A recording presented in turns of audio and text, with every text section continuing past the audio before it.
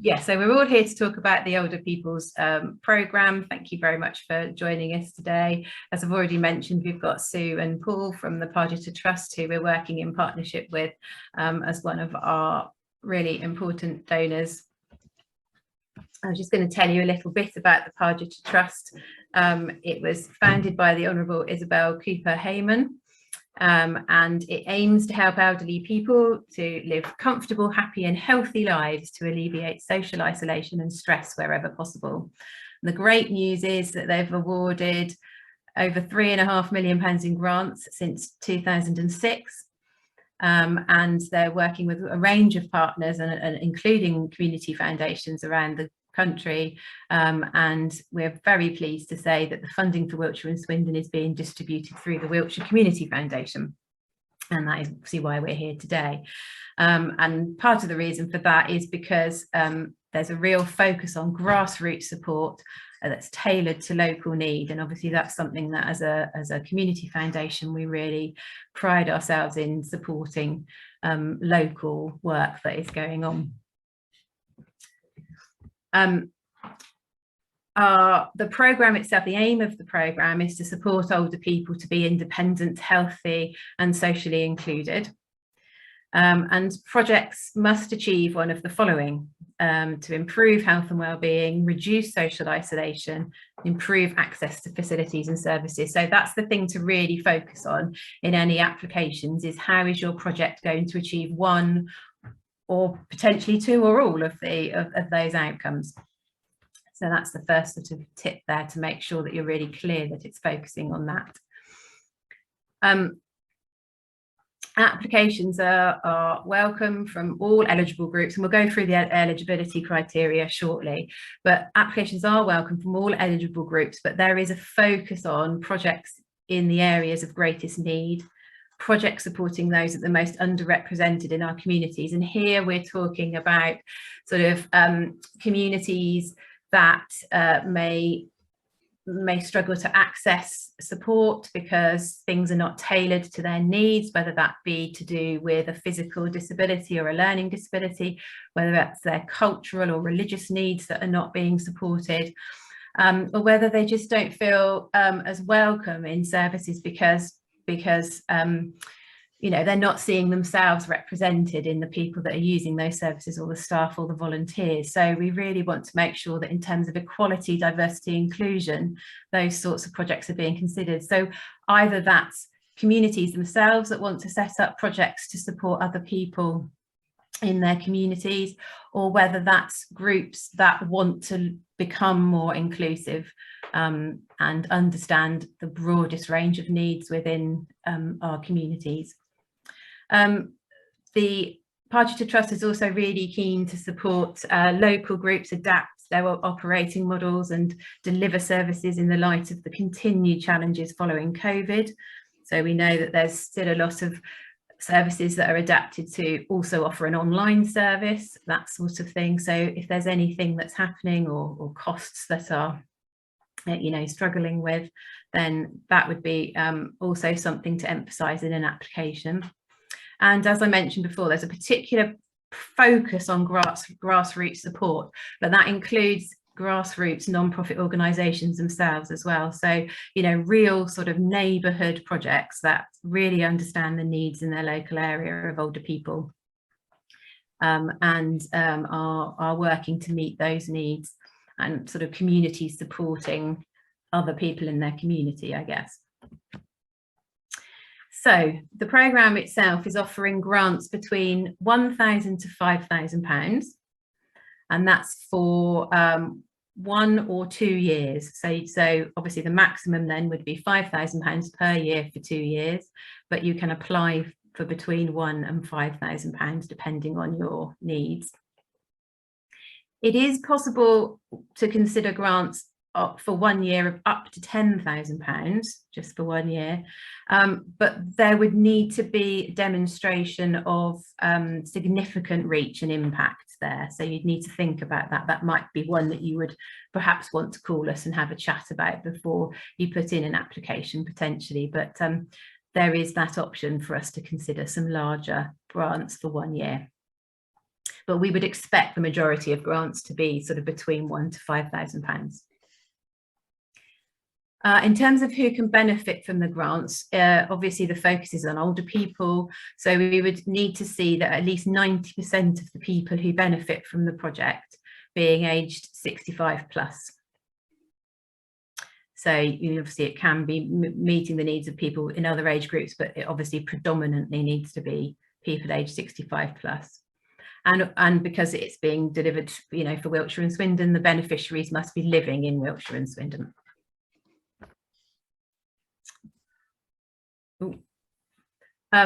Examples of projects that we would consider funding. Obviously this is not an exhaustive list because there's all sorts of things happening around the county. We would be looking at things offering advice and training, things that are offering respite for carers, good neighbourhood programmes and befriending schemes, things that would improve access to information and IT, particularly where this involves intergenerational work. Projects that are looking to specifically overcome certain problems for people, so whether that's to do with illness or injury or disability or bereavement or financial difficulty. And then projects that are helping people to stay active, and that might be through sports or arts or recreation or social clubs or volunteering. So quite a wide range of activities would be included in that, because obviously the focus is about people being healthy and well and reducing isolation.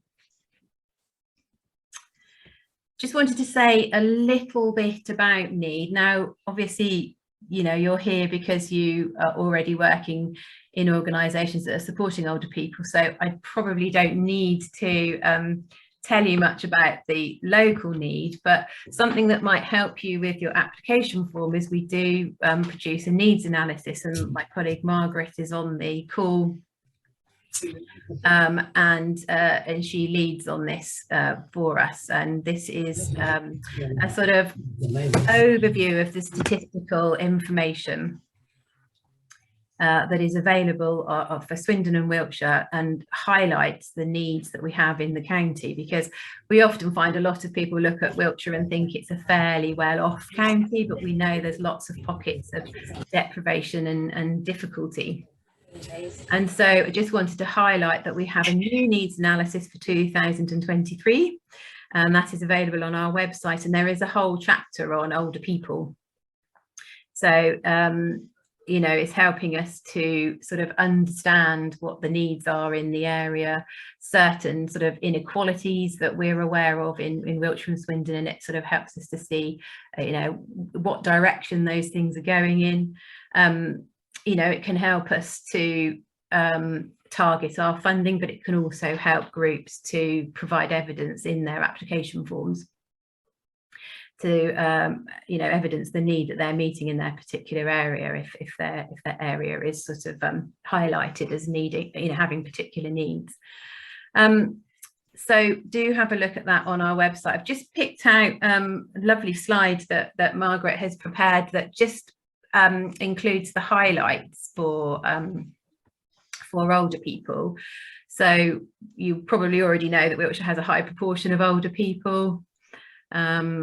So 22% of people in Wiltshire and 16% of people living in Swindon are aged over 65. Around a quarter of neighbourhoods in Wiltshire and Swindon have high levels of pensioner poverty. Wiltshire has a high proportion of lone pensioner households. So, the emphasis on isolation is really important with this fund. That there are large rises are predicted in the older population, whilst the working population will fall. So, that has challenges, obviously, with, support available and volunteering particularly. And there are high rates of older people receiving attendance allowance in some areas. There's about a fifth of over 65s receive this support. So obviously attendance allowance is to do with people's care needs. And so that suggests there's a high rate of care needs within the older population, particularly in certain areas. So, and that will be much more information and detail is on that in the chapter on older people in that paper. And I'm sure Margaret could answer any questions on that if you have any a little bit later. So the types of groups that can be funded through this programme, you can be a constituted voluntary or community organisation, you could be a registered charity, and you could be a not-for-profit company, including community interest companies. But we would need to see that the majority of directors for a company receive no payment. So, you know, essentially operating like a charity. So the fund isn't open to, you know, statutory organisations like parish councils. It is just for voluntary organisation and not-for-profit organisations. In terms of location, we've already said that the beneficiaries need to be living in Wiltshire and Swindon, but with the focus on sort of grassroots organisations, we would be looking for organisations to be very local. We will consider applications from regional organisations, so they could be based regionally, but we so sort of south or southwest of England, but we would need again to see that the project is obviously happening in Wiltshire or Swindon. We would consider applications from a local branch of a national organisation but they would have to have their own local management committee, be based in Wiltshire and Swindon, and have their own bank account. So essentially operating as a little local charity, but a branch of a national organisation. In terms of the structure and the sort of procedures that you would need to have in place, your organisation must have an active voluntary committee. That would be trustees or directors if it's a not-for-profit company, with at least 3 people on it, and they must not be related to each other or in a long-term relationship, and they must not be living at the same address.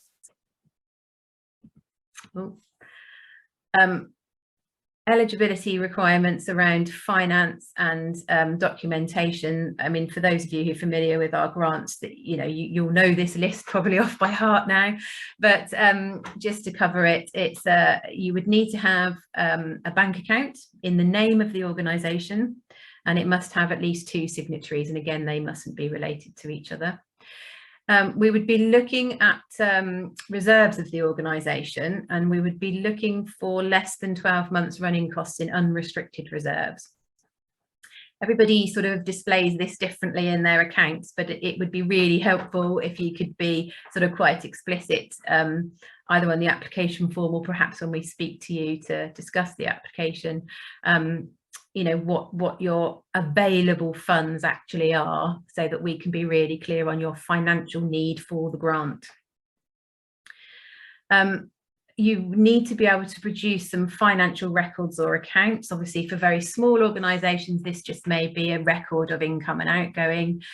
For larger organisations, we would expect to see a full set of accounts, and we'd want those accounts to be showing your income, your expenditure and your reserves.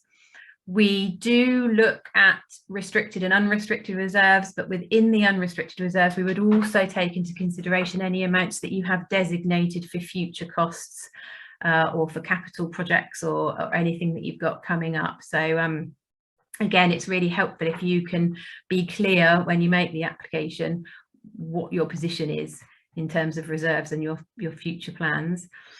We have been asking for a financial plan for the current financial year. So obviously accounts tend to cover the previous financial year.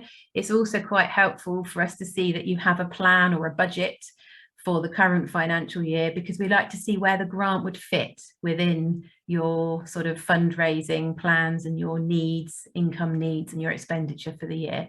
It also helps us to see that, you know, you're keeping an eye on the finances, and we can see that that's well run within the organisation. A recent bank statement, this is largely because obviously we want to check the bank account is in the name of the organisation, but it's also for if the grant is awarded, we have your bank details. There's a positive reason for it as well. We would ask for a copy of a constitution. Obviously, if you're registered with the charity committee, then we can look up bits and pieces there. But if you're not a registered charity, it's really helpful for us to have a copy of the documents, so we can just see how you've set yourself up and what your rules are. And really importantly, we do look at specifically safeguarding and equality policies. I think, we've mentioned earlier in the presentation that we want to know what people's approaches are to being inclusive, making sure that people from all sorts of different backgrounds, whether that be, disability or, racial or religious backgrounds or cultural backgrounds, different sexualities or gender identities, we want to make sure that people feel welcome, and that you're thinking about how you do that to be inclusive. But really key for this project, because it's working with older people, is a safeguarding policy that covers adults, safeguarding for adults. If you are not sure about this, if you're not sure your policy is up to scratch, or you don't have a policy in place at the moment, the good news is that we've actually arranged a couple of training sessions on safeguarding for older people.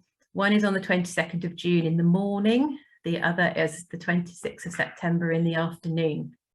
You can book on those through our website or our Eventbrite page, and I've put some contacts at the end for that, so you'll be able to have a look at those at your leisure. But we've provided that support so that people have got the opportunity to look at those things and either get their policy written or up to scratch before you put in an application. I realise I've missed off a really important piece of information, which is that applications are open currently for this programme, and they are closing on the 25th of August at the moment, with decisions not till November. But obviously we need plenty of time to sort of read through the applications and contact you if we need any more information. So, would recommend booking onto the June session if you're not really sure about your safeguarding policy before you put in an application. Obviously, we are open to people contacting us at any time if you want to talk through an application or any concerns about your policies or any of that other documentation. So please do contact us if you're at all unsure about any of those requirements. Just to reiterate our sort of application and grant process, some of you obviously will be very familiar with this. We always recommend that you read through the criteria on the web page just to be absolutely sure about eligibility and the fund priorities. Complete an online application form. If you're really struggling with an online form, then do contact us and we can provide a template. But if you can complete it online, that would be great. Again, if you have any problems with filling the form in online, you can give us a ring and we can actually go into it and look at it while you're on the phone and help you with any issues that you might be having. We then would obviously sort of screen each application just to double check the eligibility requirements have been met. And then our process is generally to speak to everybody that puts in an application, because there's only so much you can get on a form. We're a local funder and we love to get to know the groups that we're funding, and it's always certainly a really brilliant part of my job is speaking to everybody and hearing about what you're doing and hearing stories of the people that you're supporting, and all that really helps us to add any details that we might need to that haven't perhaps come across in the form, or clarify anything that may not be completely clear on the form, because we know it's really difficult to know exactly how to get it across all the time. We then will have a panel meeting. There'll be a decision point, and that will be in November. And then our process would be to send out decision letters, which we do by email generally, and they will contain, if the grant is awarded, they will contain the terms and conditions and any guidance on how to publicise the grant. If it's not awarded, then we do aim to give you, a reason and a little bit of information about why it wasn't successful this time. It's always worth saying that we are generally oversubscribed for our grant programs. So sometimes it will literally just be there hasn't been, you know, enough money to go round, and so it's the very, very strongest applications that are the strongest fit to the fund priorities that get through.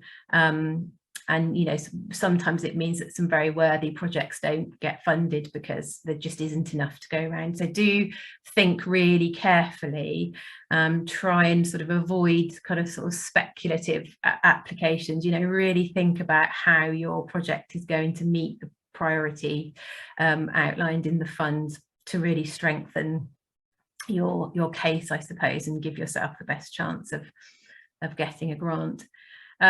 Then obviously it would be your delivery period of actually running the programme or the service that you are doing. And then we would send out at the end of the grant period. So you'll be, you know, if it's a 1-year grant, it'll be at the end of the 1 year. If it's a 2-year grant, it'll be at the end of the 2 years. A sort of end of grant reporting form. We try to keep them as simple as possible with just some sort of text questions, but it's, you know, really helpful if you can, during the delivery, sort of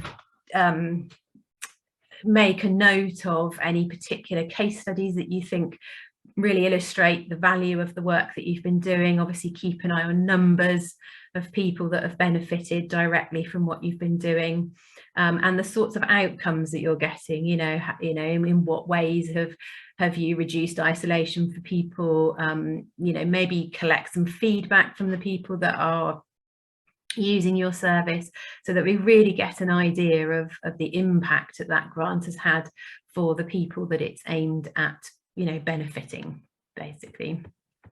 And then you've got plenty of evidence to put on your end of grant reporting. And something we get a lot of feedback about, you know, filling in an online application form, we can't always see what the questions are in advance. So I just wanted to go over the sort of main questions that will be included. So there'll be an option for you to give us your sort of overall aims and objectives of the organisation. To try and keep this as concise as possible, because it just gives us a flavour of the sort of overall purpose of your work. You'll be asked about your management committee or trustee. So there we want to be seeing, you know, what sort of skills and experience have people got and how often are they meeting. We want to really see how involved they are in the organisation, and that you've got an active, like I said, in terms of the eligibility criteria, an active management committee or trustees or directors that are really keeping an eye on what's happening. Obviously, you'll be asked for a description of the project or the activity, and this is where we would like it to be quite specific. So we do like to know the W's, you know, what, where, who, how, you know, how many sessions, or, you know, how often do you meet, or what sort of activities do you do, you know, just so that we can be really clear exactly what it is you're providing. Obviously, you'll be asked about your main beneficiaries, which clearly need to be people aged over 65, but we'd like you to tell us what their specific needs are and how you've identified this. How do you know that what you're doing is needed and that the people that you're supporting need what you're doing, if you see what I mean? That's the sort of purpose of that question. We'll ask you if you're aware of other services that are sort of doing something similar or supporting those people in your area, because we want to sort of know that you are networking with other people, you are taking opportunities to work in partnership to address needs, but also why it is your service is needed. So if there are other services available, what is different about your service, or what is complementary about your service that works well with that other provision to make sure that people are overall getting support within the area. And then clearly we want to know the difference your project will make. So what are the outcomes you're looking for? So obviously that needs to relate back to the priorities of the fund. So how will you meet those priorities? And it's quite helpful in there to sort of include how you'll know that. So what sort of monitoring, how are you going to collect information from people to know that you're making that difference as well?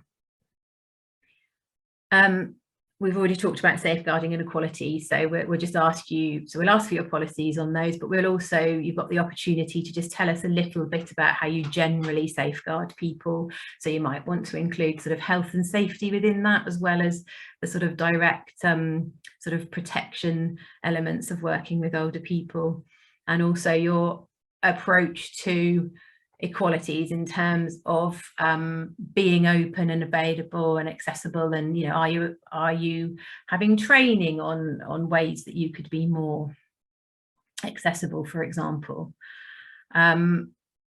And we will also ask a summary of your financial position. So like I said earlier, we sometimes it can be very difficult to work through a set of accounts or financial records and get a real true picture of the financial positions. Really, we just want to know that you definitely need the grant. You're not sitting on high reserves. If you've accrued some reserves, is there a reason why? You know, are you planning for another project that you need that money for? It's just to be really open and honest, so that we can be really clear what the financial need is for the grant. And obviously we'll ask you for a budget.